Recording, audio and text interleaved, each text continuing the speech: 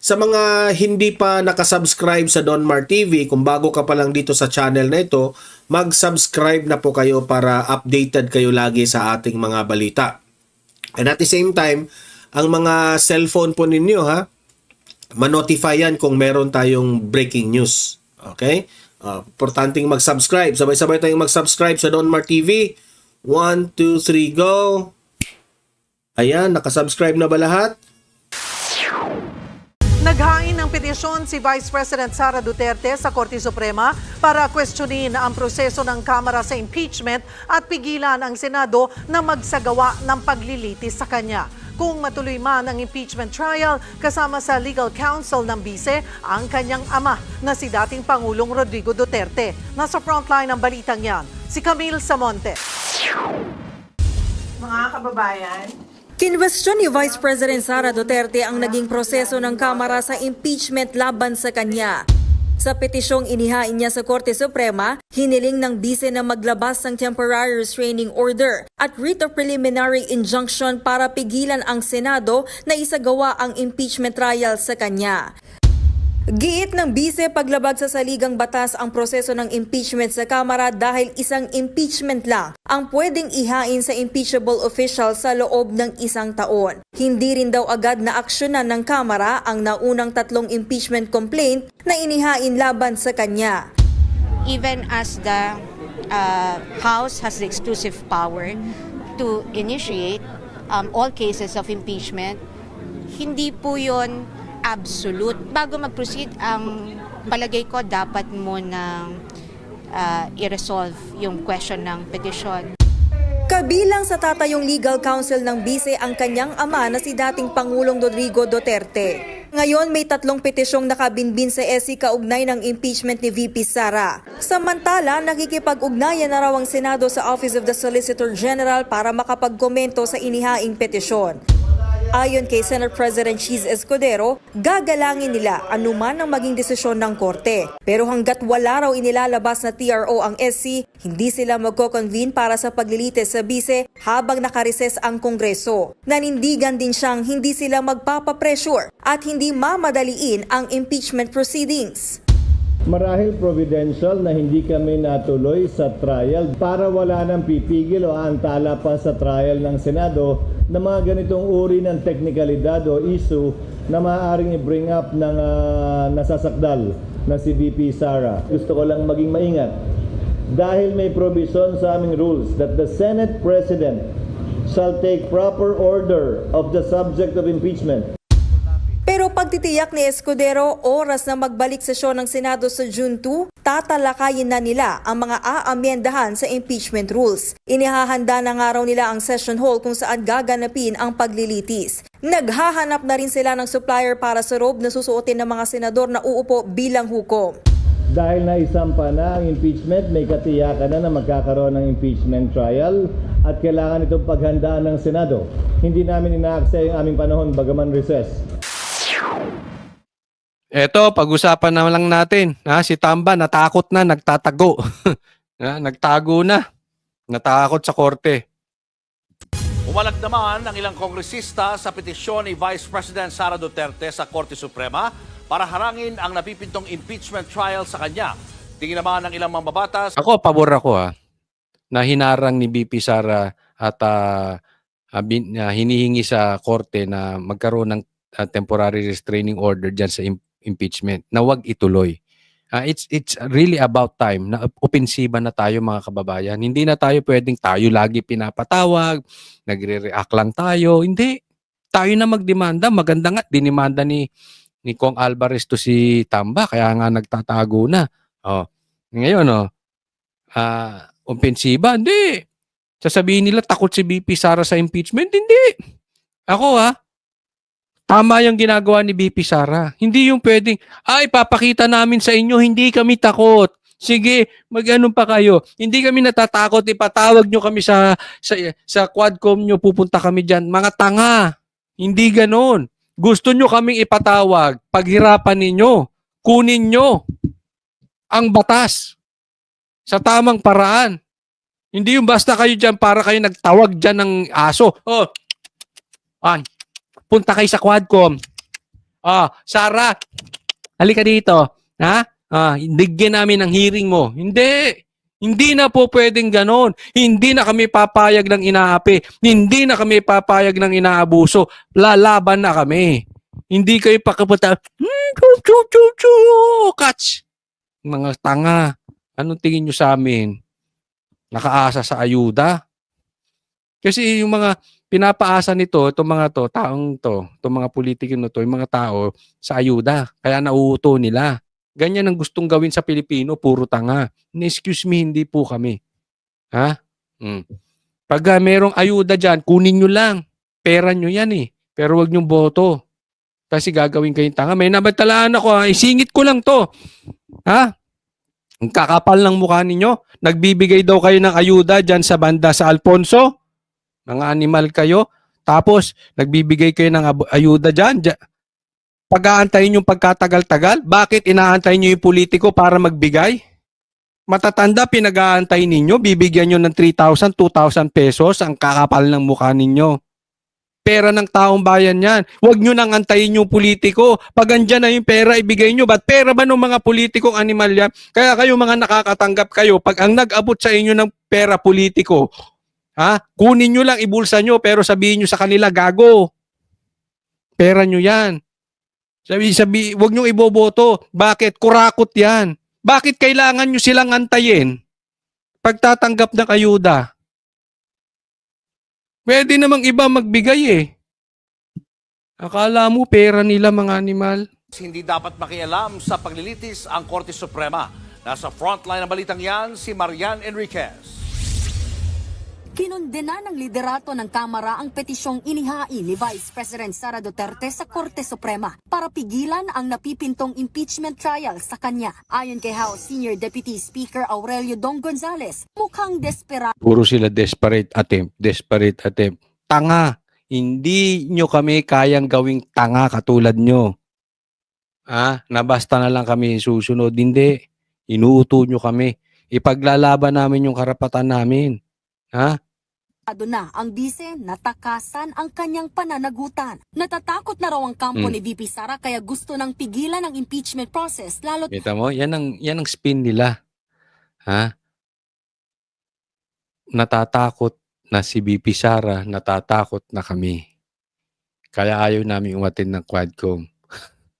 Hindi kami ututo. We know our rights. Okay? Halimbawa, ikaw, ipadampot ko sa pulis. Anong sasabihin mo? Tanga ka? Anong sasabihin mo? Sige, sama ako. Hindi mo tatanungin bakit? May karapatan ako. Hindi nyo ako pwedeng tamputin. Lahat ng legal means gagawin mo para hindi ka damputin. Tama o tama-tama? Ano yung sasama ka? Sige, sama ako dyan. Wala akong kasalanan eh. Ganon? Ganon gagawin mo? Huwag mo nga kaming maututo. masisilip ang kanyang bank records. Tinawag namang garapal ang pagtatangka ni House Deputy Speaker J.J. Suarez. Ilan ba boto mo, Suarez? Na harangin ang impeachment trial. Git niya, kung talagang inosente ang bise, harapin na lang sana niya. Ang linis mo, no? Kala mo tong Suarez na to, walang kaso. Ha? Hindi pwedeng gano'n na. Kung inosente ka, harapin mo. Hindi pwedeng gano'n. Meron kaming karapatan. Karapatan namin ipagtanggol ang sarili namin. Kayo nga, takot magpa-drug test eh. Bakit? Adik ka? Ano sabi ninyo? Pag nanumpa si BP Sara, magpapa-drug test kayo. Nagpa-drug test ba kayo? Di ba may karapatan eh. Huwag mong maano-ano kami. Ay, puro ganyan yan eh. Kala mo ang lilinis na itong mga ang mga paratang laban sa kanya, imbes na tumakbo at humiling ng proteksyon sa Korte Suprema. Sabihin nyo yan pag nakaupo na si BP Sara, ha? At pag kayo naman ang nakasuhan, ibabalik namin sa inyong lahat yung mga sinasabi ninyo. Harapin nyo na lang ang kaso. Tandaan nyo to, mark my word. Pag upo ni BP Sara, kayo ang may kaso. Then, saka ako sasabihin sa inyo, harapin nyo na lang kung inosente kayo. Para naman sa isa sa mga tatayong impeachment prosecutors na si Batangas 2nd District Representative Jinky Luistro, walang legal na basehan para pigilan ang impeachment trial. Yung verification po na kanilang question, it was followed word for word as written in the rules. So, it is our humble opinion na there's nothing wrong with the verification. Oh, teka muna. Balikan natin yung babaeng yun. Babae ba yun? O sige, balikan natin. Ang punto niya, walang masama dun sa verification. Di ba? Opinion niya yun eh. Eh, syempre kayo nagsampa eh. Alangan namang sabihin nyo, hindi, mali yung verification. Mali yung nangyari. Eh, ba't kayo nagsampa? Alam nyong mali. Eh, sasabihin nyo yan, opinion nyo yan eh. Pero ang tanong, ba't kayo natatakot? Kaya nga tayo, kasi ito nagiging problema sa atin. Halimbawa, kayo patawag ng patawag sa Duterte. Patawag kayo ng patawag sa impeachment. Kasi dyan, teritoryo ninyo. Kung ano yung opinion ninyo, yun ang sa tingin ninyong tama. Yun ang gusto nyo, pag nagtanong kayo, yung gusto nyong marinig na sagot, yun ang dapat sagot. Pero pag hindi nyo nakuha yung sagot ninyo, ipapakontempt nyo. Ano po ang ibig kong sabihin? Kaya nga pumupunta tayo sa korte para merong third party. Bakit ba kayo takot sa korte?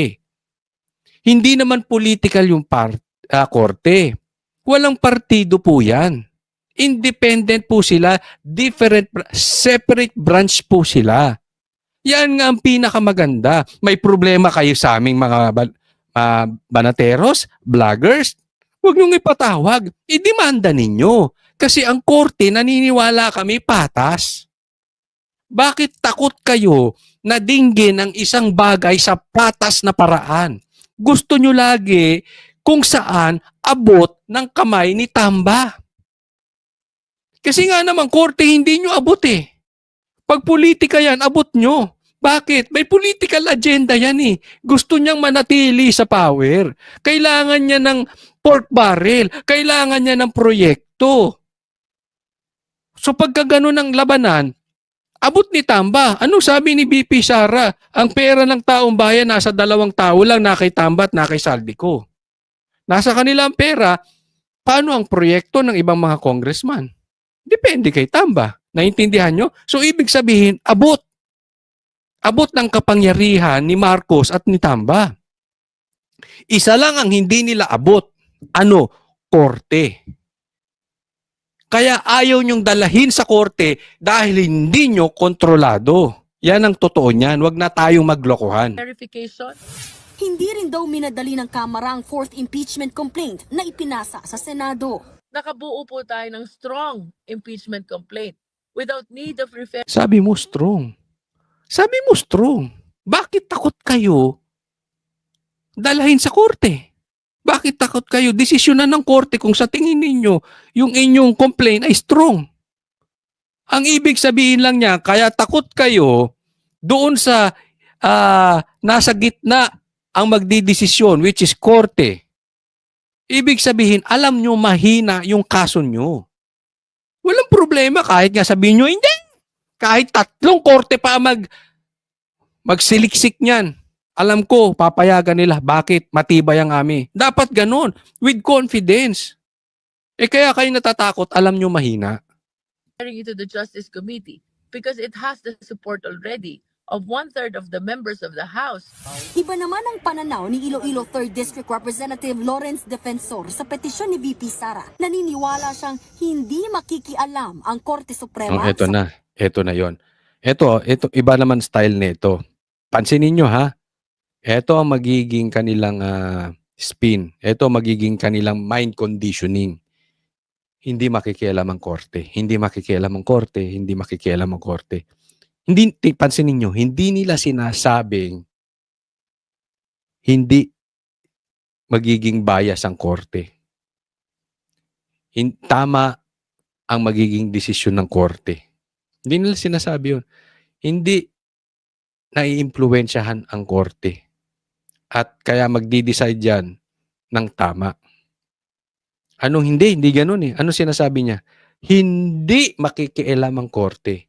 Ibig sabihin, alam nitong mama na ito, mahina ang kaso nila, pero mina-mind conditioning na ang korte na hindi dapat silang makialam. Kasi pag nakialam sila, na kondisyon na nila yung taong bayan na mali yung ginawa ng korte. Which is, yun ang akala niya. Kasi sa totoo lang, mas maraming Pilipino na nakapanig sa Duterte ayaw nilang impeachment. Proseso ng impeachment dahil isa raw itong political question. Bagay na sinigundahan din ni dating Senate President Franklin Drilon. Matulog ka na lang, tulog ka lang ng tulog nung panahon mo. Ngayon, nagbibida-bida ka, Drilon. The basic rule is found in the Constitution. The impeachment court shall decide all impeachment cases. Oo, totoo naman. The impeachment court shall decide on the impeachment cases. Tama si Drilon. Ang impeachment court ang magde-decide. Ano bang impeachment court? Yung Senado. Tama naman si Drilon dyan. I agree with you. Senado dapat ang mag-decide kung dapat i-impeach si BP Sara o hindi. Kaya lang ang kina-question ni BP Sara ay yung legality ng impeachment. Hindi yung mag-decide yung korte kung dapat ma-impeach si BP Sara o hindi. Naiintindihan nyo ang difference? Senado ang magda-decide kung dapat i-impeach si BP Sara o hindi. Kaya lang, bago nga dumating doon, hinaharang na ni BP Sara na yung legality. O halimbawa, sasabihin nyo, i-impeach natin si Speaker. Hindi ako abogado, but as far as I know, hindi po na-i-impeach ang Speaker, ang Congressman. Oh, pwede ba yun? I don't think so. Bakit? Hindi legal eh. Hindi naman nai-impeach ang di ba? Naiintindihan nyo na.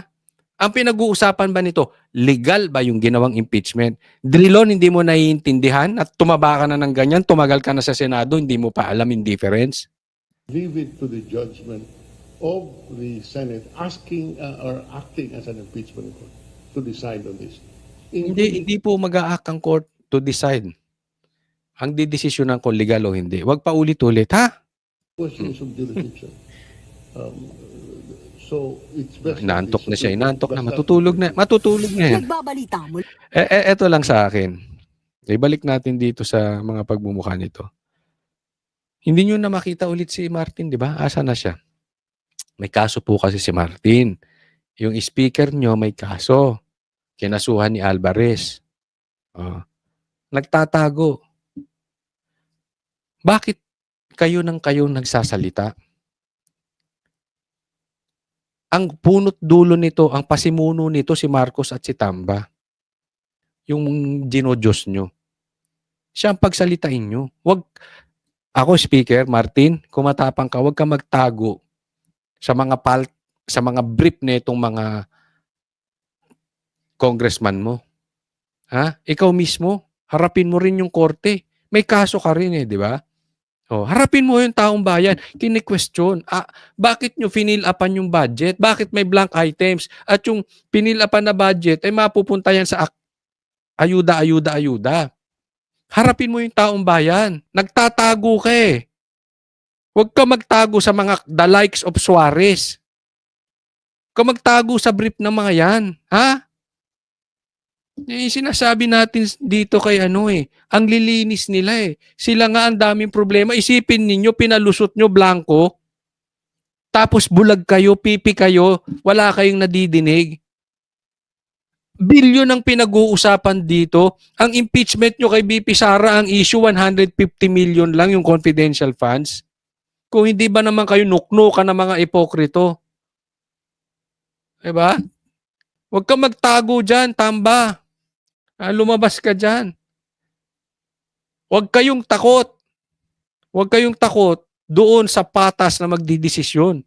Gusto nyo kasi kayo lagi nagdidesisyon kung ang isang tao ay inosente o hindi. Huwag ganon. Diba? Patas naman Bakit? Hawak ba ni PRRD ang korte? Hindi naman hindi rin hawak ni Tamba. Yan nga maganda, patas Nasa gitna. Malayo sa kamay ni Tamba at malayo sa kamay ni PRRD. Fair. Next topic po tayo. Ito matindi. Pagdadasal. Malapit na. Ipagbabawal na din. Pati sa Pilipinas. Delikado po yan. Ginagawa palang krimen ang pagdarasal sa ilang bansa sa Intindi, Europa. no? Isang matapang na pahayag ang binitawan ng kasalukuyang vice-presidente ng Amerika tungkol Teka muna ha, liliwanagin ko. Ay hindi, totoo ba yan, Coach Oli? Baka fake news yan. Si Vice President yan. Hindi po, Vice President ng Amerika, wag kayong tanga ha. Ito kasing mga alalay ni Tamba, medyo ano rin eh. Vice President, hindi po fake news yan. Vice President ng Amerika nagsabi niyan. Pinagbabawal na ang dasal sa Europa. Kahit sa loob ng bahay, alam mo mga kababayan ko, I really believe the end times is here. Yes po. Ako naniniwala. End times is not near. End times is here. Nandito na. And malapit na po. Sa akin tingin, sa nangyayari ngayon. Isipin mo, bahay dasalan sinusugod na. Pagdarasal, ipinagbabawal na. Unti-unti na yan. Malapit na po. Malapit na pong bumalik sa pangalawang pagkakataon ng ating Panginoong Hesus. dito. Alamin natin ang detalye mula kay MJ Mondehar. Sa harap ng mga lider ng European Union, matapang na sinita ni US Vice President J.D. Vance ang issue ng religious freedom sa UK. Nakarating sa ikalawang Pangulo ng Estados Unidos ang hinaing ng mga Kristiyano sa Europa na tila nagiging biktima ng diskriminasyon sa kanyang talumpati sa Munich Security Conference sa Germany. Wala, galit na talaga sila sa Kristiyano, bawal na nagdadasal. Dati umangat ang Europe because they were godly. Ganyan din nangyari sa Amerika. Itinaas ng Diyos ang Amerika because they were they have fear of God. They were godly. Pero ngayon, talagang pasama na ng pasama. You see drugs everywhere. You see same-sex marriage. Bawal na magdasal at sinusugod na po ang mga sambahan. Mariing kinunda na ni Vance ang sitwasyong kahit ang tahimik na pagdarasal sa pampublikong lugar ay tinuturing ng krimen. A little over 2 years ago, the British government charged Adam Smith Connor, a 51-year-old physiotherapist and an Army veteran, with the heinous crime of standing 50 meters from an abortion clinic and silently praying for 3 minutes. Isipin mo yun? Nagdarasal outside sa abortion clinic, kinasuhan ng krimen. Ganyan po sila katindi. Yaan na po ang kalagayan ng ating bansa. At sabihin ko po sa inyo, medyo delikado po yan. Alam nyo kung bakit. Pahilig tayo sa gaya eh. Remember this. Naalala ko yung sinasabi ni Pastor before pa. Even before the election, bago pa nangyari kay Pastor ito, na sinasabi niya na talagang ginigipit ng Amerika ang mga religious leaders. Sabi ko, ganun. Parang nung at una, hindi ako naniniwala. Ngayon napatunayan natin na even si Trump sinabi niya. Kaya nga babaguhin nila eh. Kaya nga napakaganda ng dating ni Trump. Hinabol nila yung mga pinersecute nila yung mga religious leaders. That's how bad America was. And I'm sure mababago to kay Biden kasi iba eh. Ibang, nakikita ko si Biden yung tayo niya na parang ibabalik niya sa Diyos yung Amerika. Kaya ngayon, lumalaban din siya na ito ay pinagbabawal daw yung magdasal sa Europe, kinokontra nyo rin. Alam nyo, hindi po malayo mangyari sa Pilipinas yan. Remember this, si Marcos nakigaya dito kay Biden. Diba? Anong ginawa ni Marcos? Pinersecute. Yung ginawa ni Biden dyan sa Amerika, ginagawa ni Marcos. Si Biden galit sa China, ayaw sa China. Ganon din ang ginagawa ni Marcos. Si Biden pinersecute ang mga religious leaders. Ganyan din ang ginawa ni Marcos. Tingnan nyo, walang respeto si Marcos at si Torre. Pinasok yung KOJC. Doon mismo sa katedral nila. Binaboy nila. Doon ang nagdadasal. Kumbagat sa Muslim, mosque. Kumbaga sa Roman Catholic, yung kanilang, ano bang tawag doon sa Roman Catholic? Yung kanilang Rome. Pinasok.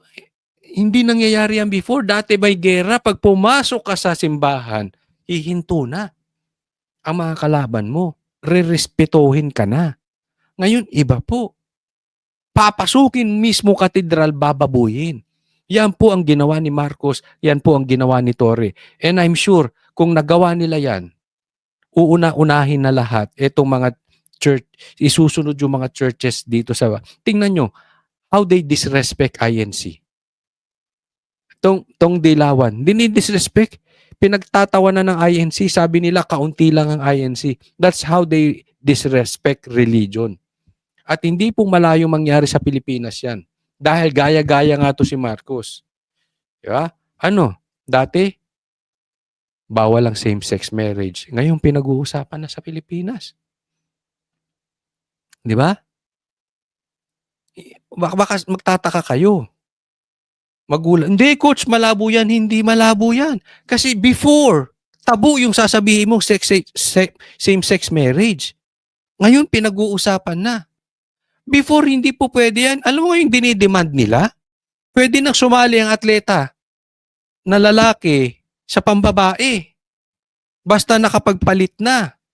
Pwede, dapat daw magkakaroon na ng ibang, di ba may ang CR pang lalaki at pang babae lang? Dapat meron ding CR. I have nothing against yung third sex, ha? Hindi ito ang issue. Ang issue dito, yung dating tabu, ngayon pwede na. Yung dating respeto sa reliyon, ngayon hindi, binababoy na. Why? Nang simula sa Amerika, na ngayon nandyan na sa Europe, na ginawa din kay Pastor Kibuloy sa Amerika. Ganyan-ganyan ang ginawa sa Amerika eh. Ngayon napapatunayan natin. Tama pala si Pastor Kibuloy. Pinersecute siya doon. Lahat ng demanda niya because of persecution. Oh, ngayon, hindi po kami nagfi-fake news. Even the American government sinasabi, ititigil na po yan. Kasi nangyari po yan nung panahon ni Biden. Hindi po kami nagsasabi niyan, Amerika. Hindi po kami nagsasabi niyan, si Trump mismo. This is not fake news. Oh. Ganyan po katindi ang bayan natin ngayon. Ayon kay Vance, nakababahala ang ganitong batas na tila sumasakal sa kalayaan sa paniniwala. Bukod pa rito, mabigat ang ipinapataw na parusa sa sino bang lalabag. Not obstructing anyone, not interacting with anyone, just silently praying on his own. And after British law enforcement spotted him and demanded to know what he was praying for, Adam replied simply, it was on behalf of the unborn son he and his former girlfriend had aborted years before. Ang tinutukoy ni Vance ay ang buffer zones law ng UK na nagtatakda ng safe access zones sa paligid ng mga klinika at ospital na nagbibigay ng abortion services. Layunin ng batas na ito na protektahan ang mga kababaihan mula sa posibleng harassment o panggugulo. Tingnan mo ngayon, pinag-uusapan na rin sa Pilipinas na gawing legal ang abortion. Ay, tindi. Habang sila'y kumukuha ng mga serbisyong ito. Ngunit ayon kay VP Vance, maging ang pagdarasal sa loob mismo ng pribadong tahanan sa Scotland ay maaari na rin Hindi na matindi. Sa Scotland, bawal ka na magdasal kahit sa bahay mo. Alam mo, pag ginaya yan ng ibang bansa, halimbawa, kumalat yan sa Europe, ganyan ang gawain ng Europe. Pilipinas, mahilig gumaya. Susunod yan, may impluwensya ng Amerika. Hindi naman forever dyan si Trump eh. Maalis din yan, matatapos din ang termo niyan, mamamatay din yan. Before we knew it, ganun na rin ginagawa ng Amerika. Pag ginawa ng Amerika yan, I'm sure, ipagagawa yan ni Marcos dito sa Pilipinas. Kung hindi maalis ang Marcos. Kaya it is very, very urgent na talagang hindi sila magtagumpay sa impeachment. Delikado po. Alam natin ang kalidad ni Marcos. Hawak ng Amerika. Delikado tayo. Imagine ninyo, bawal na kayong magdasal sa loob ng bahay ninyo. Yung ang kini-question natin na illegal na ginagawa nila, droga, hindi nila masagot. Diba? I mean, what do you expect from an addict? Hindi ko pinagbibintangan si Marcos na addict, but still, the fact na pinagsasabihan ka na bangag ka tas ayaw mo magpa-drug test, we are on the presumption that you are an addict. If you're an addict, wala kang respeto sa mga dasal-dasal na ganyan. Hindi mo lang gustong pag-usapan ngayon. Bakit? Kasi it's a taboo Now. What if hindi na tabu? Tingin nyo, hindi gagawin ni Marcos? Gagawin niya yan. Turing na krimen. But no, this last October, just a few months ago, the Scottish government began distributing letters to citizens whose houses lay within so-called safe access zones, warning them that even private prayer within their own homes may amount to breaking the law. Even private prayers, gusto nyo yan sa Pilipinas. Maybe not now, maybe not tomorrow, but who knows? After 2 years, 3 years, mangyayari na yan na legal na itong pag-usapan. Naturally, the government urged readers to report any fellow citizens suspected guilty of thought crime. In Britain and across Europe, free speech, I fear, is in retreat. Samantala, sa Amerika ay muling pinalakas ang freedom of religion sa ilalim ng Trump administration. Katunayan, ipinahinto ni US President Donald Trump ang weaponization ng DOJ at FBI laban sa people of faith sa US. Isa sa mga lubhang naapektuhan ng religious persecution na ito sa ilalim ng Biden administration ay ang Kingdom of Jesus Christ o KOJC. Ayan, hinaras nilang KOJC ha. Hindi po kami nagsabi niyan. Si Biden. Ha? Aalisin na yung pag-weaponize to attack religious organization and religious leaders. Hindi po ako nagsabi. Presidente mismo ng Amerika. Ngayon, kung hindi nyo pa alam yan, saan ba kayo nakatira?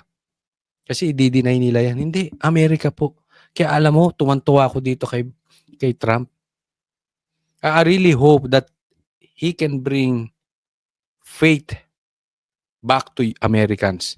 That he can bring back Christianity back to Americans. Kasi malaking ano rin ng Amerika eh. Malaking halimbawa. As always, may epekto talaga ang American sa atin. Gustuhin man natin or hindi, that's reality. Since nabuhay ako, mas lalo ngayon, ang lakas ng epekto ng Americans. Ngayon sa panahon ni Marcos. No? And good thing, ako hindi na makakaporma si Marcos dito. Maalis ang EDCA, ipagbabawal ang religious attacks.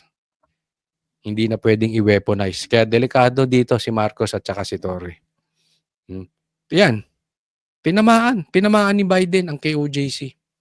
Isa sa nabing biktima nila, si Pastor Kibuloy. Kaya ako alam nyo mga kababayan, naniniwala ako na meron times talaga na wala ka na magawa.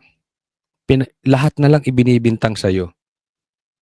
Kung nagawa mo na lahat ng dapat mong depensa para sa sarili mo, iyon po ay nilalagay ka ng Diyos sa pagkakataon na don't worry. Parang sasabihin niya, don't worry anak, I will defend you. Ganyan po nangyari. After a few years, naupo si Trump. Nakita ng buong Pilipinas ang harassment na ginawa sa KOJC. Diba? Ang lagi ko sabi, time will reveal. Lumalabas ang totoo ngayon. Biktima ang KOJC ng religious, political harassment.